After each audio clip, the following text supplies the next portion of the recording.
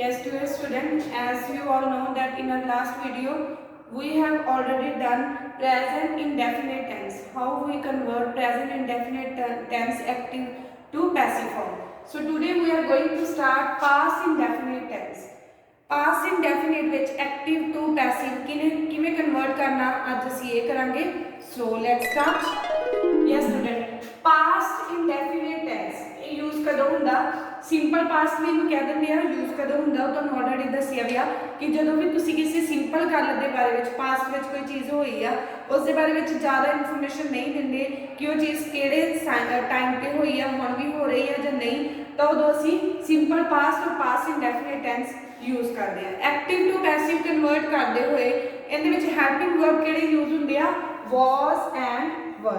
Was and were इहदे विच helping verb use हुंदे आ कदों? वॉज सिंगुलर दे लई वॉज यूज करते हैं जदों एक बंदे दी गल आ असीं की लगावांगे वॉज, एंड प्लूरल दे लई असीं वर यूज करते हैं जदों ज़्यादा जणियां दी गल करांगे तां असीं की लगावांगे वर. तां हेल्पिंग वर्ब इहदे वॉज एंड वर्ब आ. एंड सानूं पता ही आ जिहड़ी वर्ब दी थर्ड फॉर्म तां आउणी ही आउणी आ, तुहानूं ऑलरेडी दस्सिआ है. सो तुहाडे कोल अगर अफर्मेटिव सेंटेंस आ जाता है इनू की आ पॉजिटिव सेंटेंस भी कहते हैं, सिंपल सेंटेंस भी कहते हैं, अफर्मेटिव सेंटेंस भी कहते हैं. तो इहदे विच की आ एक्टिव फॉर्म दे विच पहला सब्जैक्ट लग्या होगा, फिर वर्ब दी सैकेंड फॉर्म लगी होगी एंड फिर ऑब्जेक्ट लग्या हो. ते वैसे मैं तुहानूं ऑलरेडी दस्सिया सीगा कि पास्ट इंडेफिनिट टेंस ही एक इहो जिहा टेंस आ जिंदे विच टेंस दे विच एक्टिव फॉर्म दे विच कि यही एक टेंस है जिहदे विच असीं सैकेंड फॉर्म ऑफ वर्ब नूं यूज करते हैं. इस लई जिहड़ियां साडीआं तीन फॉर्म्स हुंदियां हैगीआं first second and third form. First form नूं बेस फॉर्म कहंदे आ, सैकेंड फॉर्म नूं पास्ट फॉर्म कहंदे आ. तुसीं इहनूं कोरिलेट भी कर सकदे हो. पास्ट फॉर्म क्यों कहंदे आ? क्योंकि एक पास्ट इंडेफिनिट टेंस ही आ जिहदे विच वर्ब दी सैकेंड फॉर्म यूज हुंदी है एंड जिहड़ी थर्ड फॉर्म हुंदी है पास्ट पार्टिसिपल फॉर्म कहते हैं. सो इहदे विच की आ सैकेंड फॉर्म लगी होगी एंड ऑब्जेक्ट लग्या हो. बट चेंज करते हुए एक चीज़ हमेशा माइंड दे विच रखनी आ, तुहानूं ऑलरेडी दस चुकी हां कि चेंज करते हुए चाहे पास्ट ही आ कोई भी टेंस आ तो उहदे विच असीं थर्ड फॉर्म ही लगावांगे. तो चेंज करते वक्त नहीं सैकेंड फॉर्म आऊगी, बट यस जिहड़े तुहाडे कोल क्वेश्चन आऊगा उहदे विच जरूर सैकेंड फॉर्म गिवन होगी. तो इसी चीज़ नूं होर क्लीयर करते हैं with the help of example. So साडे कोल की आ he wanted the movie, sorry he watched the movie, I was thinking wanted movie. he watched the movie, उसने मूवी देखी. कदों देखी?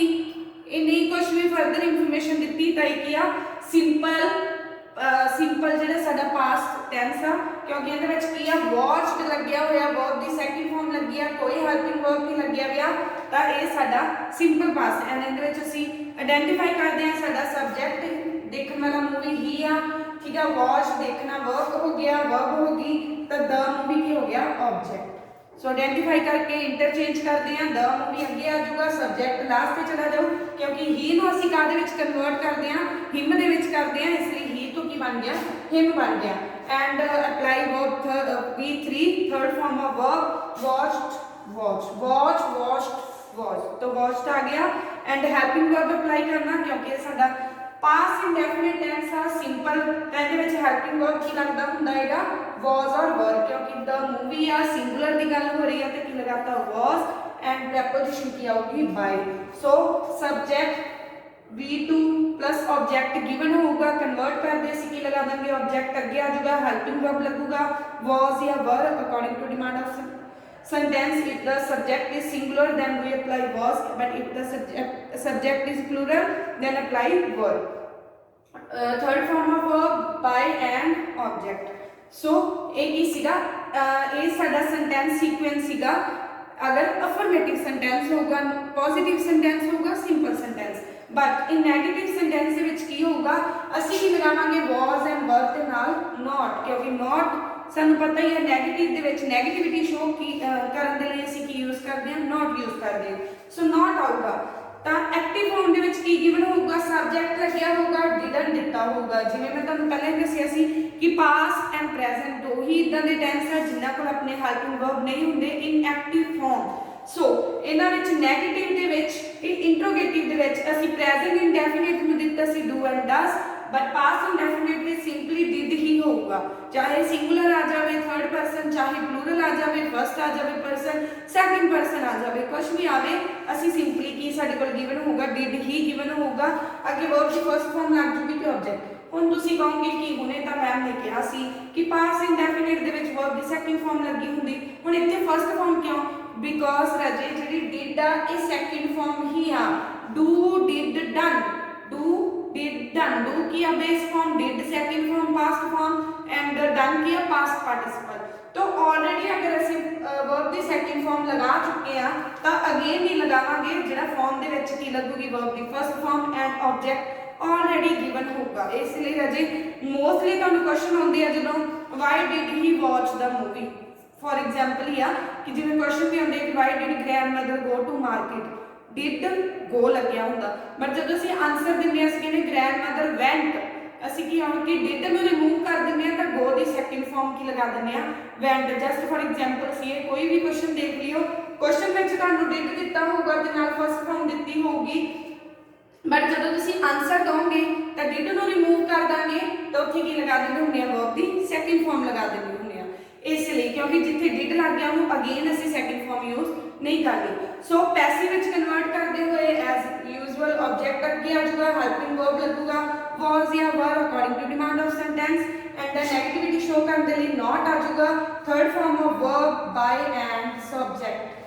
इन्हू होर क्लीयर करते हैं with the help of example. तुहाडे कोल क्वेश्चन आया दे डिडंट वांट काइट्स, वो पतंग नहीं चाहते, ताकि आ जाऊगा काइट्स अगे आ जाऊगा, काइट्स ज्यादा है सिंगुलर नहीं है प्लूरल आ ताकि लगाता वर, नेगेटिविटी शो करने के लिए not wanted by them, them क्यों आया क्योंकि दे सी, दे नो सी कार विच कन्वर्ट करते हैं, देम दे विच कन्वर्ट करते हैं।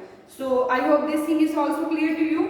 Now in an interrogative sentence, interrogative sentence दे विच की आ सेंटेंस सीक्वेंस की हुंदा है, हेल्पिंग वर्ब अगे हुंदा है, सानू पता ही आ कि कोई भी क्वेश्चन ओनू सी इंट्रोगेटिव बनाउणा है तां असीं की करदे हैं हेल्पिंग वर्ब नू अगे लिआउने आ। ये टेंस बेस्ड जिहड़े इंट्रोगेटिव की गल कर रही हां, इस तो बिना एक WH वाले इंट्रोगेटिव भी हुंदे आ, वो मैं तुहानू बाद च समझाऊंगी।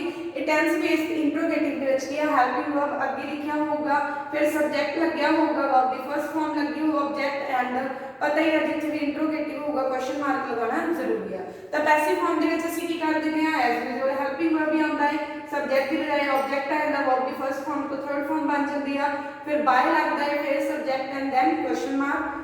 Clear this thing with the help of example. Did Sita paint this picture? कि ये पिक्चर नू सीता ने पेंट किया सी, तो की आ जाएगा did तो हेल्पिंग वर्ब सी was लगाता, क्यों लगाया क्योंकि सीता सी इसलिए लगाया, नो नो नो क्यों लगाया क्योंकि दिस पिक्चर की गल हो रही है, दिस पिक्चर एक पिक्चर की गल हो रही है, this picture not pictures singular है ना वाज लगाया, इस विच सीता दी कोई भी जिहड़ी कोई भी रोल प्ले नहीं कर रही, सीता वाज लगन दे पिछे दिस पिक्चर का रोल है क्योंकि इसी अकॉर्डिंग ही असीं हेल्पिंग वर्ब अप्लाई करना। सो दिस पिक्चर सिंगुलर आता सी की लगाता was, this was this picture painted by Sita and question mark. Clear. In interrogative plus negative sentence same ही हुंदा, बस नेगेटिविटी किससे शो होंदी है, पहला हेल्पिंग वर्ब होंदा, सब्जेक्ट तो तुरंत बाद ही नॉट लगूगा नेगेटिविटी शो करन दे लई, सब्जेक्ट तो बाद एंड पैसिव फॉर्म दे विच ऑब्जेक्ट तो बाद, ठीक है, नॉट लग्या होगा वर्ब दी first form, then object, then की लग्या होगा क्वेश्चन मार्क लग्या होगा। सो पैसिव फॉर्म से कन्वर्ट करते हुए हेल्पिंग वर्ब लग जाएगा, सब्जेक्ट की बजाय ऑब्जेक्ट, नॉट ओनली लग जाएगा वर्ब दी फर्स्ट फॉर्म की बजाय वर्ब दी थर्ड फॉर्म लगूगा, ऑब्जेक्ट की बजाय सब्जेक्ट होगा एंड क्वेश्चन मार्क आ जाएगा। क्यों आया इत्थे भी फर्स्ट फॉर्म क्योंकि डिड लग्या होगा, हेल्पिंग वर्ब दे विच की लग्या होगा, डिड लग्या होगा। Clear this thing with the help of this example. Did you not want this book, कि तुसी ये किताब नहीं चाहते हो, सो दिस बुक सीगा सिंगुलर सी दा की लगाता was this book not wanted by you, last की आ जाएगा साडा क्वेश्चन मार्क क्योंकि ये किया इंट्रोगेटिव सेंटेंस है प्लस नेगेटिव किया, नेगेटिविटी शो की सी with the help of not and interrogative के पीछे क्वेश्चन मार्क लगूगा एंड इंट्रोगेटिव सेंटेंस है, इत्थों भी पता लग जाता कि हेल्पिंग वर्ब अगे है। सो इहदे नाल ही जिहड़ा पास्ट इंडेफिनिट टेंस साडा कवर हो गया। If you have any doubt regarding this you can ask, इनू ध्यान नाल समझना है, वीडियो नू देखना है, कोई भी प्रॉब्लम आ तो पूछ सकते हो। Thank you, have a nice day.